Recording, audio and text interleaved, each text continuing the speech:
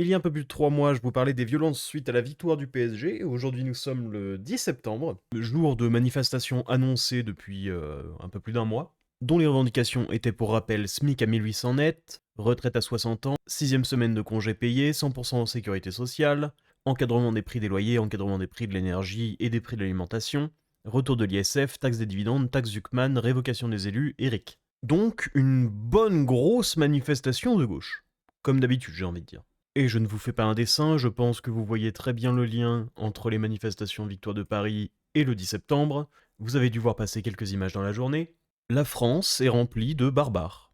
La gauche, dans le cas d'aujourd'hui, est remplie de barbares. Nous vivons aujourd'hui en France en 2025 avec des gens capables de faire ça.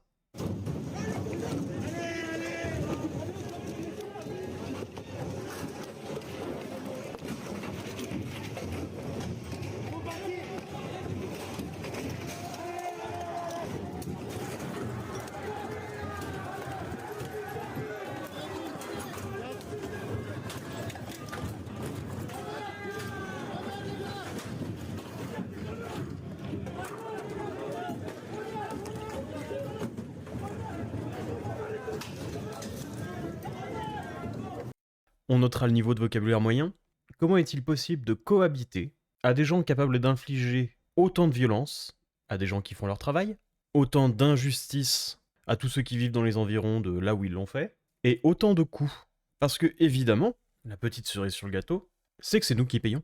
Ces gens-là, qui sont manifestement, sans mauvais jeu de mots, libres un mercredi pour aller en manifestation, donc des gens qui travaillent à mi-temps dans le meilleur des cas, il y en a sûrement pas énormément là-dedans qui ont un travail, donc ce sont déjà des gens qui coûtent de l'argent aux contribuables, mais en plus, ils se permettent de casser du mobilier urbain, d'attaquer des gens, d'endommager du matériel de police, et donc ils coûtent encore plus cher aux contribuables.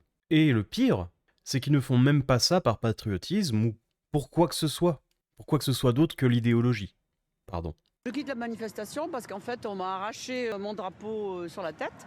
J'avais un très beau chapeau avec le drapeau et on m'a arraché le drapeau et j'ai essayé de protéger une autre personne du groupe qui commençait à se faire tabasser.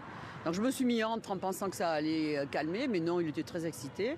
Et en gros, on nous a dit de partir parce que on voulait pas de facho et que je dis mais non, je suis pas facho, j'ai un drapeau français, je suis française, j'ai le droit d'être là. On m'a dit non, la France, on s'en fout, il faut être internationaliste. La France, on s'en fout, il faut être internationaliste. Rien d'autre n'a d'importance que mon idéologie. Les faits ne veulent rien dire. La notion de budget, de toute façon, c'est un truc de facho. La notion de morale aussi, c'est un truc de facho. Sauf quand on essaye de faire passer nos idées pour des choses morales. La logique, c'est facho. Tout ce qui n'est pas directement d'accord avec mon gourou, c'est facho. Ces gens sont pitoyables. Et si au moins ils étaient pitoyables dans leur coin, bon, ce serait plus marrant qu'autre chose. Mais là, ils font chier tout le monde au nom de leur sacro-sainte idéologie internationaliste, qui a des petites lunettes ridicules, un bouc et une moustache. Et le vrai problème, c'est que ces gens-là sont les idiots utiles de notre État pantagruélique. Déjà, premièrement, parce qu'ils demandent directement à l'État d'avoir plus de pouvoir, et quand on est Emmanuel Macron, on répond plutôt oui ou non. Je vous donne un petit indice.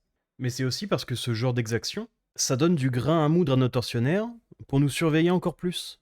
Ces gens-là sont le rêve des Aurore Berger et Clara Chapas du monde entier. Et le problème, c'est qu'ils sont pas assez intelligents pour le voir. Un des pires idiots utiles, c'est sûrement ce compte X, Marcel, qui lui est vraiment catastrophique en permanence.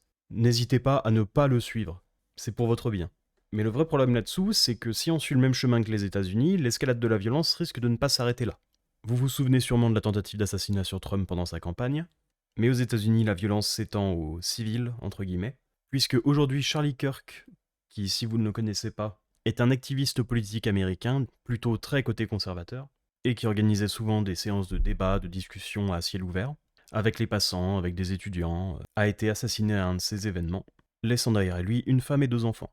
Et bien évidemment, puisqu'on parle du camp du bien, le camp des gentils, on a droit à des dizaines et des dizaines et des dizaines de vidéos comme ce que vous voyez défiler en ce moment, de gens qui s'en réjouissent. Si vous êtes de gauche et que vous vous réjouissez de voir de telles images, ou de voir des gens se faire tabasser parce qu'ils ont des idées légèrement différentes que les vôtres, c'est trop tard pour vous, je ne peux rien faire. S'il vous plaît, allez-vous-en. Si vous êtes de gauche et que c'est pas le cas, faites le tri dans vos rangs. Et pour tous les autres, courage. On espère que c'est bientôt fini. Je ne pense pas, mais on peut toujours rêver. Si la vidéo t'a plu, n'hésite pas à t'abonner, à regarder une autre vidéo, à faire un petit passage sur la chaîne principale. à liker et à commenter.